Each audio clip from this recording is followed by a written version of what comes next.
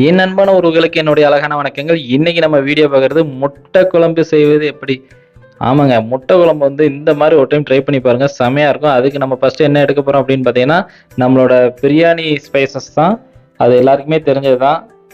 அத வந்து நம்ம பிரியாணி ஸ்பைசஸ் அப்படி நம்ம எடுத்துக்கலாம். இப்போ நெக்ஸ்ட் என்ன பண்ண போறோம் பார்த்தோன்னா, கடாய் எடுத்துட்டு அதில வந்து இந்த பிரியாணி ஸ்பைசஸ் இருக்குல்ல, அத அப்படி ஃபுல்லா ட்ரையா வந்து ஃப்ரை பண்ண போறோம். இப்போ வந்து நல்லா வதக்குன்னு வதக்கிட்டு இருக்கிறோம். இப்போ பார்த்தீங்கன்னா, அந்த கலர் கொஞ்சம் மாறும். இப்போ பார்த்தாலே உங்களுக்கு தெரியும் வதக்கும்போது. இப்போ இந்த கலர் மாறுனதுக்கப்புறம், இத வந்து நம்ம எடுத்து தனியா வச்சுக்கலாம். இப்போ பார்த்தீங்கன்னா, நல்லா அ கலர் மாறிருச்சு. இத வந்து நம்ம என்ன பண்ண போறோம் அப்படின்னு பார்த்தீங்கன்னா, மசாலா ரெடி பண்றதுக்கு மிக்ஸியில போட்டு நம்ம வந்து ஃபுல்லா அரைக்க போறோம். அரைக்கிறதுக்கு முன்னாடி இதில வந்து நம்ம என்ன சேர்க்க போறோம் முடியாதுன்னா, நம்ம தேங்காய் 1/2 மூடி திருவி வச்சிருக்கிறோம். இது வந்து நம்ம அதில் வந்து ஆட் பண்ணிக்கிறோம். ஸோ இது ரெண்டையும் நம்ம ஆட் பண்ணும்போது அந்த மசாலா வந்து நமக்கு இப்போ கிடச்சிரும். இப்போ வந்து தேவையான அளவு தண்ணி ஊற்றிட்டு இப்போ வந்து நம்ம வந்து முட்டை குழம்பு செய்ய போகிறோம். இப்போ அரைச்சாச்சு. இப்போ நெக்ஸ்ட் என்ன பண்ண போகிறோம் அப்படின்னு பார்த்தீங்கன்னா, மறுபடியும் வந்து கடாயில் வந்து நம்மளோட லைட்டாக ஆயில் ஊற்றிட்டு அதுக்கப்புறம் வந்து பார்த்தீங்கன்னா, நெக்ஸ்ட் இதில் என்ன ஆட் பண்ண போகிறோம் அப்படின்னு பார்த்தீங்கன்னா, நம்மளோட பட்டை, சோம்பு இது ரெண்டையும் மட்டும் ஆட் பண்ணி நல்லா வதக்குறோம். இப்போ வதக்கியாச்சு. இது கூட நம்ம நறுக்கி வச்சிருக்கிற வெங்காயமும் தக்காளியும் சேர்க்க போகிறோம். 2 வெங்காயத்துக்கு 3 தக்காளி இந்த மாதிரி சேர்த்துட்டு இதையும் நம்ம நல்லா வதக்க போகிறோம். ஸோ இப்போ நல்லா ஃப்ரை ஆகிட்டு இருக்கு. இதில் வந்து தேவையான அளவு உப்பு சேர்த்துக்கலாம். அதையும் போட்டு நல்லா வதக்கியாச்சு. இஞ்சி பூண்டு பேஸ்ட் வந்து நம்ம ரெடி பண்ணி வச்சுக்கலாம். கருவேப்பிலை லைட்டாக ஆட் பண்ணிக்கலாம். இது கூட நம்ம அரைச்சி வச்ச இஞ்சி பூண்டு பேஸ்ட்டை வந்து இப்போ சேர்த்தாச்சு. இதுக்கப்புறம் வந்து பார்த்தீங்கன்னா, இதையும் போட்டு நல்லா ஃப்ரை பண்ணுறோம்.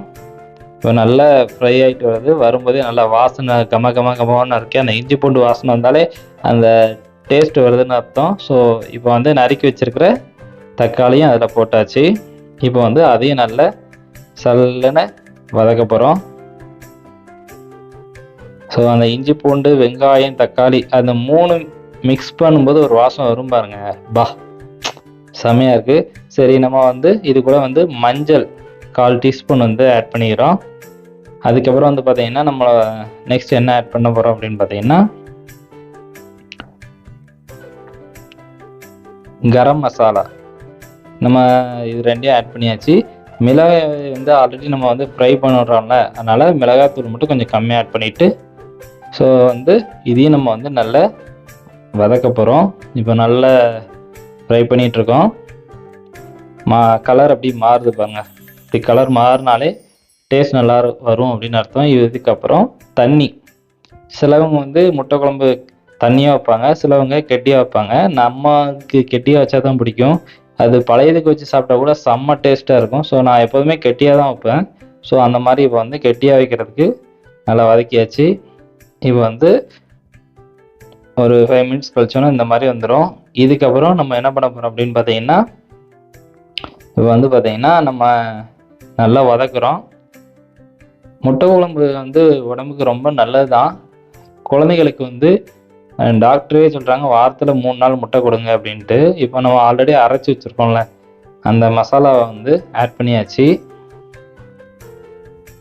அதை வந்து அந்த தண்ணியும் லைட்டாக கலக்கி அதை ஊற்றியாச்சு. இப்போ வந்து நல்லா கலக்குன்னு கலக்குறோம். இப்போ வந்து நல்லா அந்த பதத்துக்கு வந்துட்டுருக்கு. இதுக்கப்புறம் நம்ம என்ன பண்ண போகிறோம் அப்படின்னு பார்த்தீங்கன்னா, கொஞ்சமாக தண்ணியை ஊற்றிக்கிறோம். ஏன்னா இது ரொம்ப கெட்டியாக இருக்குது. ஸோ வந்து ஏன்னா கொஞ்சம் தூரம் ஆவியானோன்னா மறுபடியும் கொஞ்சம் ட்ரை ஆகும். அதனால் கொஞ்சம் தண்ணி ஆட் பண்ணிக்கிறோம். முட்டை குழம்புக்கு வந்து முக்கியமானது வந்து பார்த்திங்கன்னா, லைட்டாக லெமன் சேர்த்துக்கோங்க. லெமன் சேர்த்தாலே வந்து பார்த்திங்கன்னா அந்த புளிப்பு லைட்டாக இருந்தோன்னா டேஸ்ட் கொஞ்சம் நல்லா வரும்.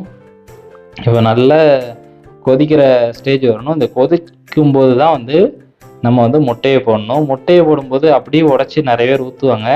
அப்படி ஊற்றினா உடஞ்சிரும். இந்த மாதிரி கரண்டியில் வந்து ஊற்றினீங்கன்னு வச்சுக்கோங்களேன், முட்டை உடையாது. ஸோ வந்து சாப்பிடும்போது நமக்கு வந்து நம்ம சிக்கன் பீஸ் எடுக்கிற மாதிரி முட்டை பீஸை தனியாக எடுத்துடலாம். ஸோ இந்த மாதிரி ஒரு டைம் ட்ரை பண்ணி பாருங்கள்.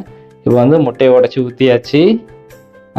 இப்போ நல்லா இந்த கஸ்தூரி மெதி இருக்குல்ல, அதை லைட்டாக மேலே தூவி விட்டாலும் இந்த வாசம் கம கம கமன்னு மாறி இருக்கும். அதில் லைட்டாக பட்டர் ஆட் பண்ணிக்கோங்க, சூப்பராக இருக்கும் இன்னும் டேஸ்ட்டு. இப்போ பாருங்கள், பார்த்தாலே வந்து நமக்கு வந்து சாப்பிட தோணுதுல்ல, அப்படிதாங்க.